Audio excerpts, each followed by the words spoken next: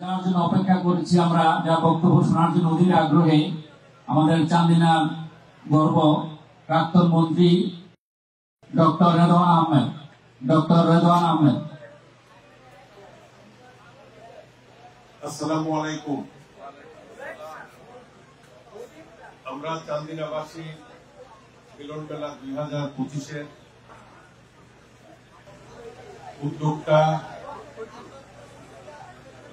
এই সংগঠনের আহ্বায়ক, সদস্য সচিব এবং এই মিলন মেলায় উপস্থিত চান্দিনার বিভিন্ন অঞ্চল, বিভিন্ন গ্রাম, বিভিন্ন এলাকা থেকে চান্দিনাবাসী যারা ঢাকায় বসবাস করেন এবং চান্দিনা থেকে এসেছেন, আমি আজকে আপনাদের সকলের উদ্যোগে আয়োজিত এই মিলন মেলায় উপস্থিত সকলকে সালাম জানাই।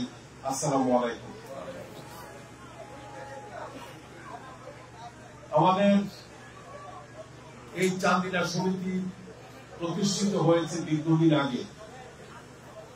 আমার যতটুকু মনে পড়ে, আমি তখন ঢাকা বিশ্ববিদ্যালয়ের ছাত্র। চান্দিনা থানা সমিতির সভাপতি ছিলেন প্রয়াত ডক্টর সৈয়দা ফিরোজা বেগম এবং সম্পাদক ছিলেন প্রয়াত অ্যাডভোকেট আব্দুল আহাদ। 1973 সালে আমি সর্বপ্রথম ডাক্তার সৈয়দা ফিরোজা বেগমের আনমন্ডিষ্ট ভাষায় এই চান্দিনা সমিতির একজন সাধারণ সদস্য হিসাবে সদস্য পদ লাভ করি।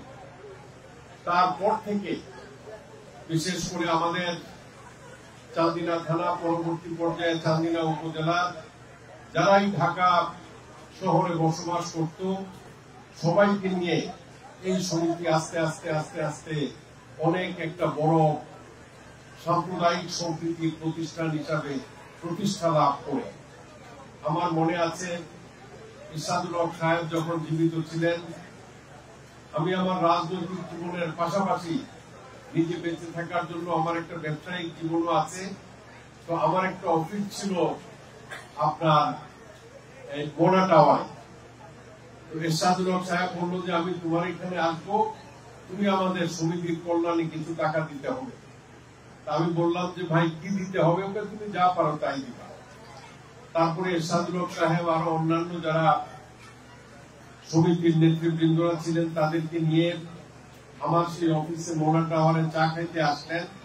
আমি ওই সময় 91 সনে আমি তৃতীয়বার সংসদ সদস্য নির্বাচিত হয়েছি এবং তখন আমার যতটুকু মনে পড়ে, আমি গার্মেন্ট সমিতির সাথে সম্পৃক্ত ছিলাম। তখন বিটিএমই এর আমি সিনিয়র ভাইস প্রেসিডেন্ট ছিলাম। আমি তখন তৎকালীন সময়ে 50,000 টাকা এই সমিতির কল্যাণে এবং উন্নতির জন্য দান করেছিলাম এবং সেই সময় তারা আমাকে এই প্রতিষ্ঠানের প্রধান উপদেষ্টা হিসাবে স্থান করে দিয়েছিলেন। পরবর্তী পর্যায়ে আজকে মুজিব নাই, ইঞ্জিনিয়ার মুজিব আমার সমবয়সী।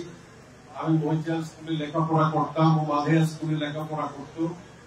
ও চিফ ইঞ্জিনিয়ার ছিল এবং তার সাথে আমার বিশেষ বন্ধুত্ব সমবয়সী হিসাবে দীর্ঘদিনের 1969-এর গণ আন্দোলন, 71-এর মুক্তিযুদ্ধ, তৎপরবর্তী সময়ে আমার চান্দিনায় পাশাপাশি যারা ছিলেন, অনেকে আজকে নাই, অনেকে মৃত্যুবরণ করেছেন, অনেকে উপস্থিত হতে পারেন নাই। তবে আজকে আমাদের মধ্যে যারা অনুপস্থিত এখনো জীবিত আছেন, আমাদেরও বয়স হয়েছে। এই সমিতি যাতে দিন দিন এটার পরিধি বৃদ্ধি পায় এবং সাম্প্রদায়িক একটা সম্প্রীতি বজায় রেখে আমাদের এই সংগঠন একটি অরাজনৈতিক প্রতিষ্ঠান হিসাবে যাতে বেঁচে থাকে, সেই জন্য আজকের উপস্থিত সকল বয়োবৃদ্ধ, যুবক, যুবতী, ছাত্র, শিক্ষক, সকল পর্যায়ের চান্দিনাবাসীকে আমি অনুরোধ করি, আমরা কেউ কাউকে কিছু দিয়ে বাঁচিয়ে রাখতে পারবো না, তবে একে অপরকে সহযোগিতা করতে পারবো। কারো প্রয়োজনে যদি আমরা একে অপরকে সহযোগিতা করতে পারি, একজন যদি আরেকজনের পাশে দাঁড়াতে পারি, সেই ক্ষেত্রেই আমাদের সামাজিক বন্ধন আরো সুদৃঢ় হবে। তো আমি আশা করব আমাদের এই চান্দিনাবাসীর মিলন মেলা 2025 এটা একটা সংগঠনের আলাদা একটা প্রতিষ্ঠান হিসাবে আত্মপ্রকাশ করেছে। এরকম ভাবে এই অর্গানাইজেশনের একটি ট্রাস্ট গঠিত হয়েছে। এইভাবে যদি আরো উন্নয়নমূলক কর্মকাণ্ডে শরিক হওয়ার জন্য আমাদের এই সমিতির পক্ষ থেকে আরো কিছু সংগঠন গড়ে ওঠে, আমাদের চান্দিনার মানুষ উপকৃত হবে। আমি আপনাদের সেবক হিসাবে আমি এবং আলী আশরাফ দীর্ঘদিন এই চান্দিনার রাজনৈতিক মাঠে ছিলাম।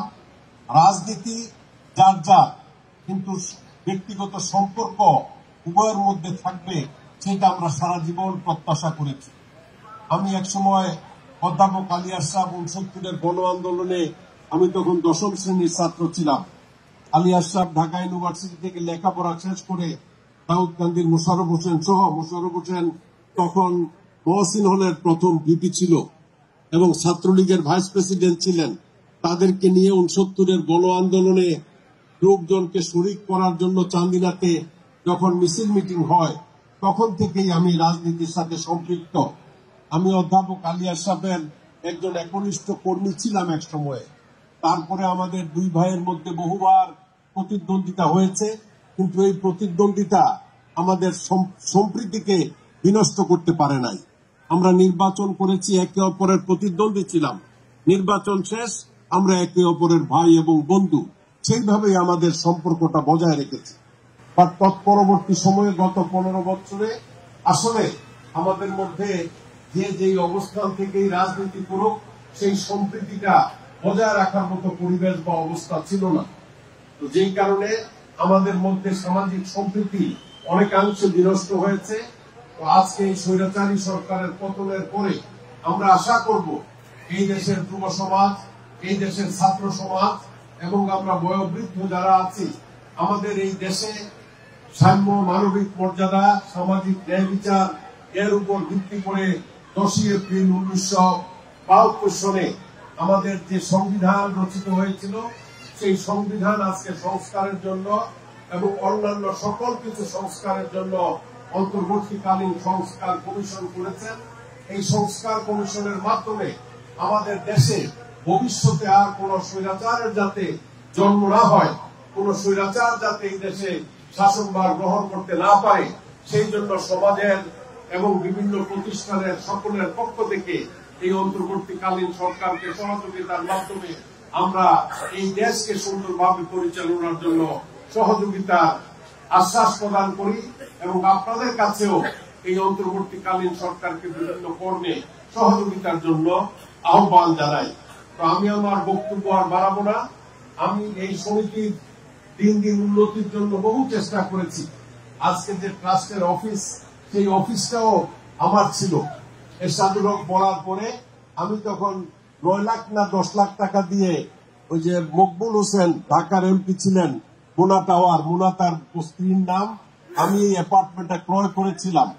এটাতে আমার ব্যবসায়িক অফিস ছিল।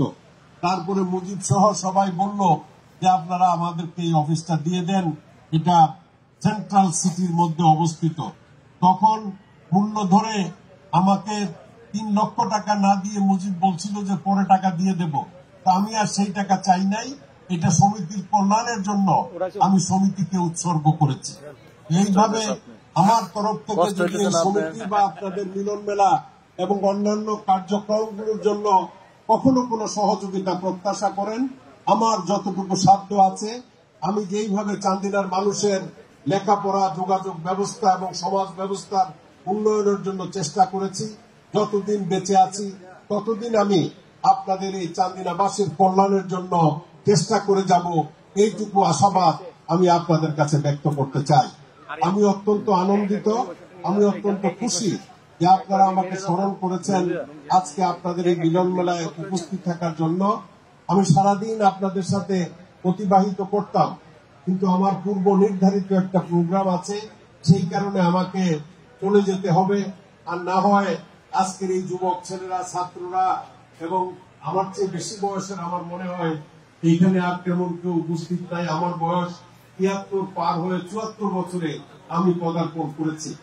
আপনারা দোয়া করবেন, মানুষের কল্যাণে আল্লাহর যদি রহমত হয়, যদি ভবিষ্যতেও আপনাদের চান্দিনাবাসীদের জন্য কিছু করে যেতে পারি, তাইলে আমার নিজেকে আমি সৌভাগ্যবান মনে করব। তো আপনাদের সবাইকে ধন্যবাদ। বাংলাদেশ জিন্দাবাদ, চান্দিনা সমিতি জিন্দাবাদ, চান্দিনা মিলন মেলা, আমরা চান্দিনাবাসী মিলন মেলা 2025 সার্থক হোক এবং সফল হোক। আসসালামু আলাইকুম ওয়া রাহমাতুল্লাহ। আসসালামু আলাইকুম।